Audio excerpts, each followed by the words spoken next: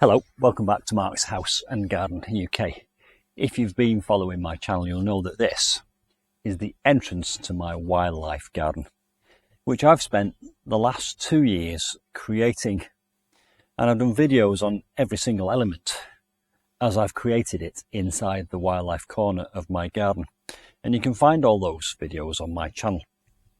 But today's video, there's a reason for. Several times now I've had people say in the comments that they've tried to encourage wildlife to their garden but been unsuccessful. Whereas this pond and this wildlife garden has only been in situ for 12 months and I've already had frogs and toads and newts and bats and all kinds of birds and insects in there. And I've done videos on all those things, and I'll link a video with the newts and a video with the birds at the end of this one. So what have I done that's encouraged the wildlife into my garden so successfully? Because on my terms, it's been a great success. And I have to say, it has exceeded my expectations. I never expected for a moment that we would have great crested newts breeding in that pond, and we have.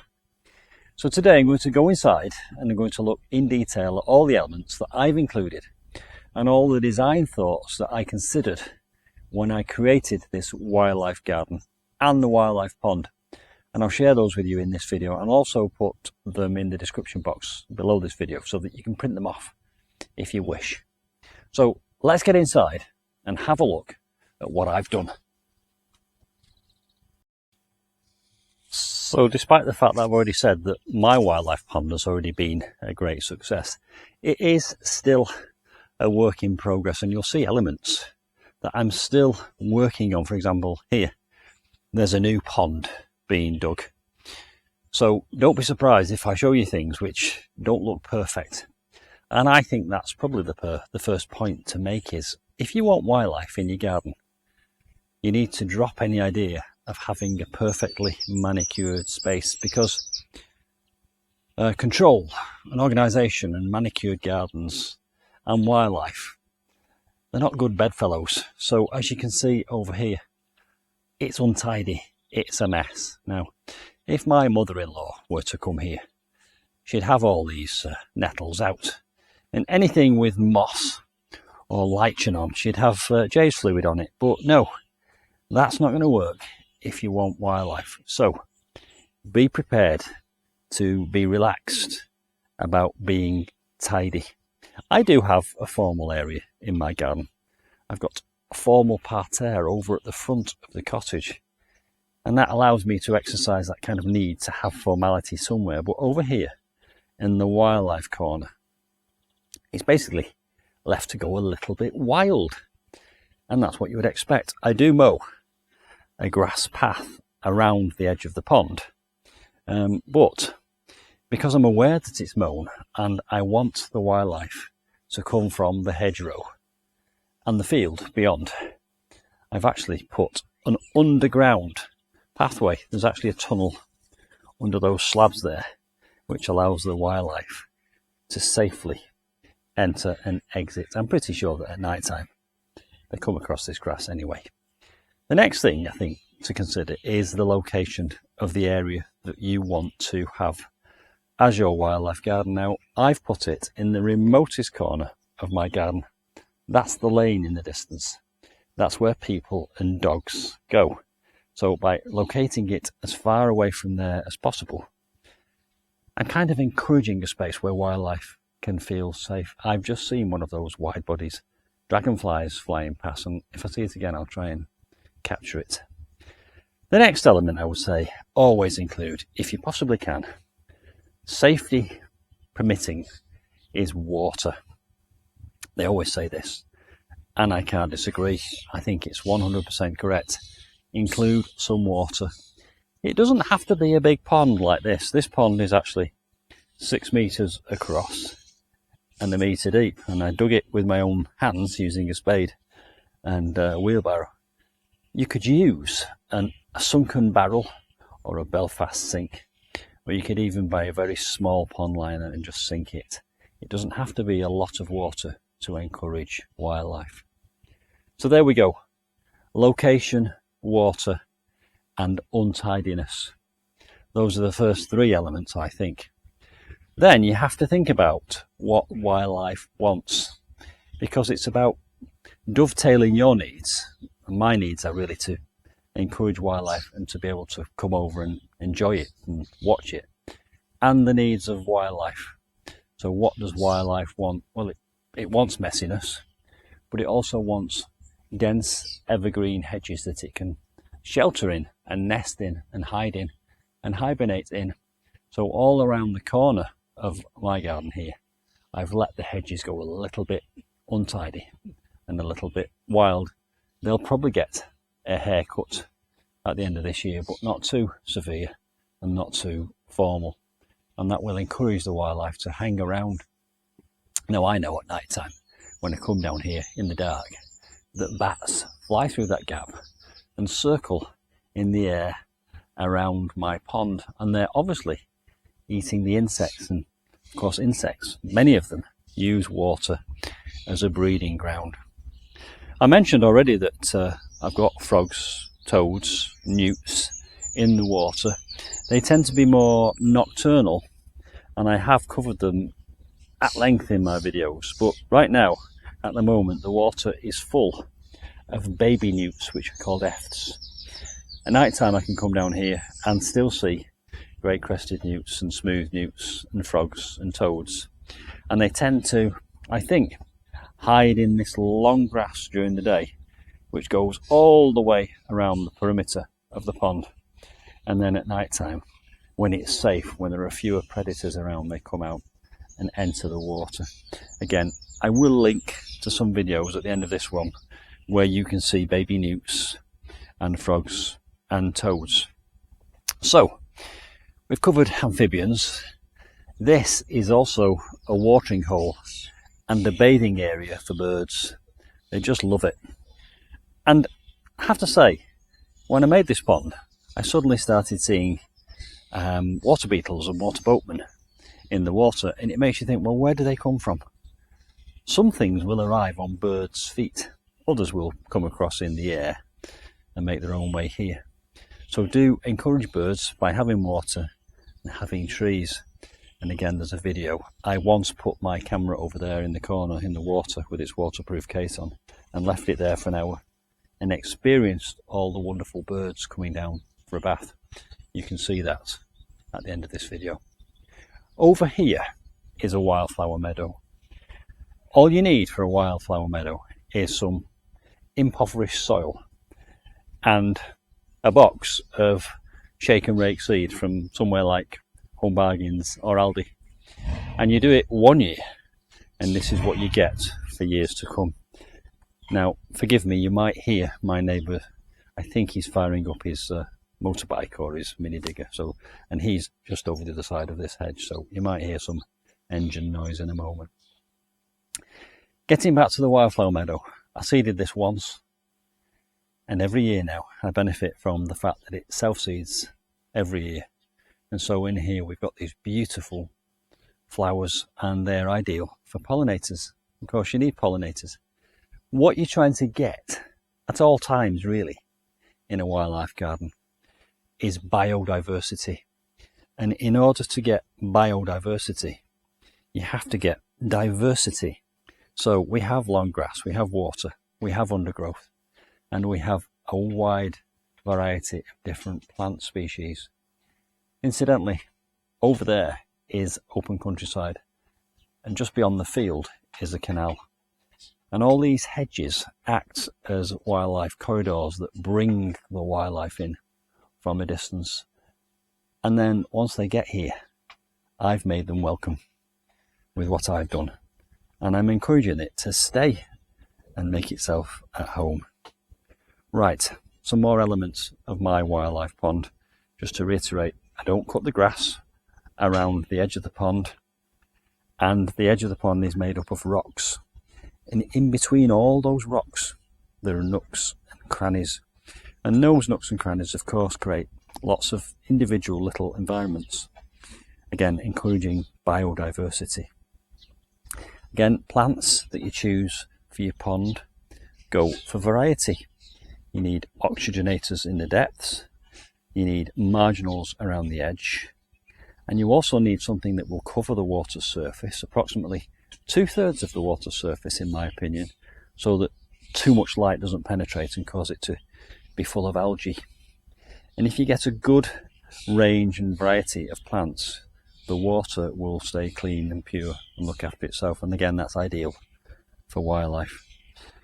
Before we move on from here, look at these reeds.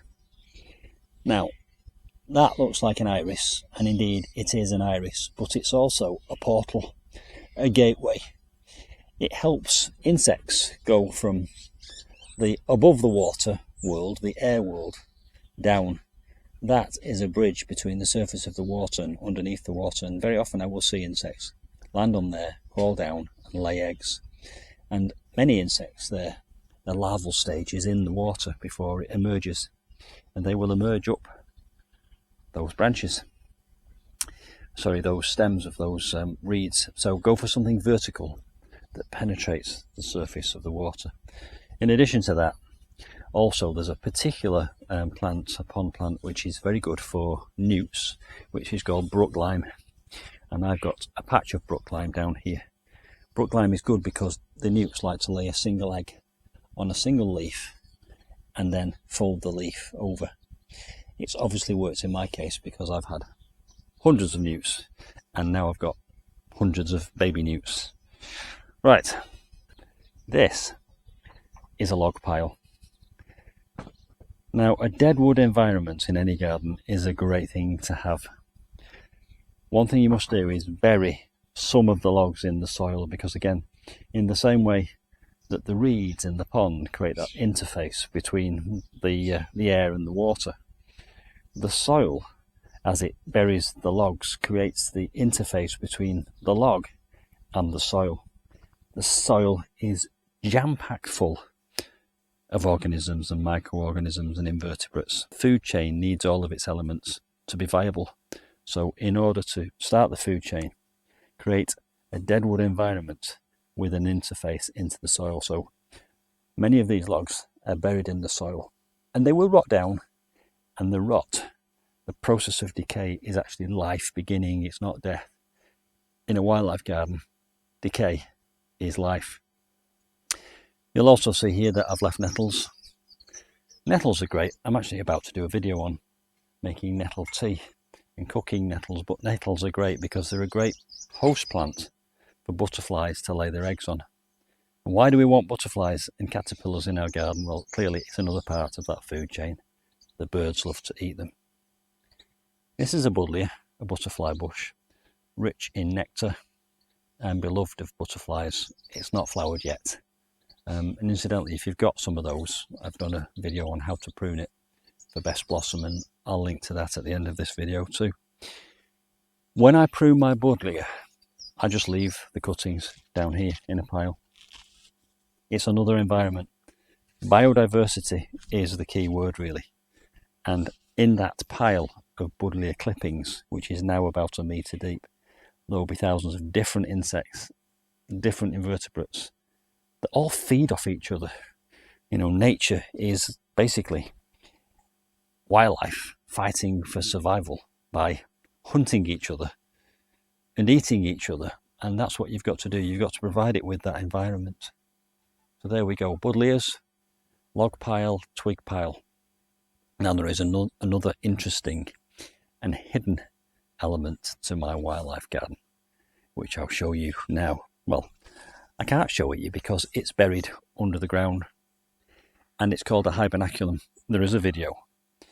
I will have to put the link in the description box because I've run out of links at the end of the video, but down there under the ground is a big cavity. I dug a big hole about 2 meters in diameter, about 1 meter deep, and I filled it with rocks and half plant pots and rubble. Then I covered it in roofing felt, and I put a soil pipe into it, which acts as an entrance so that all the wildlife in the wintertime can go into that hibernaculum and shelter for the winter. It will benefit from shelter, but also some ambient warmth from the ground, beneath the ground. So there we go, another element of the wildlife garden. We've got trees and mature hedges all the way around, and you can see up there, there's a little forest of foxgloves.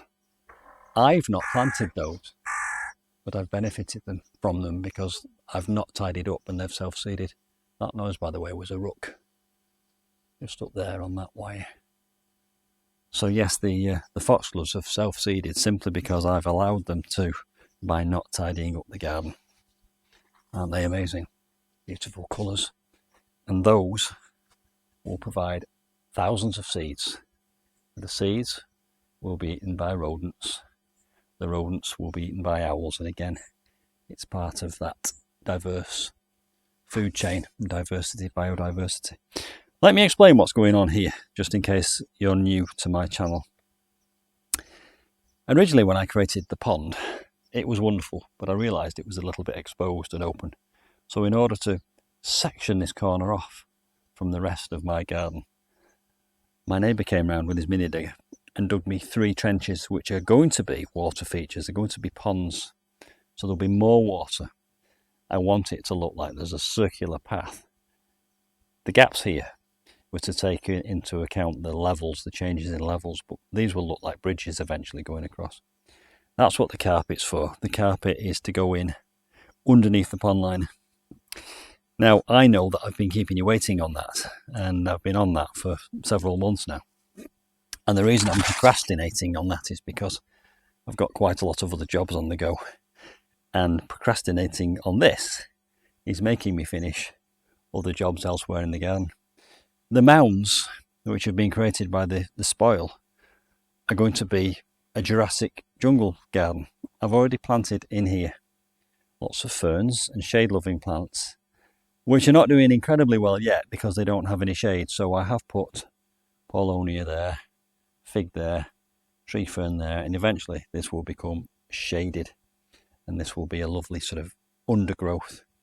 So talking of undergrowth, another thing that you can do to encourage wildlife is not cut your grass, as I've not done here, and also have ground cover plants, because ground cover plants will cover all this soil, and that's where your wildlife will find a home. So that's the mounds around the edge of my wildlife pond. So there we go.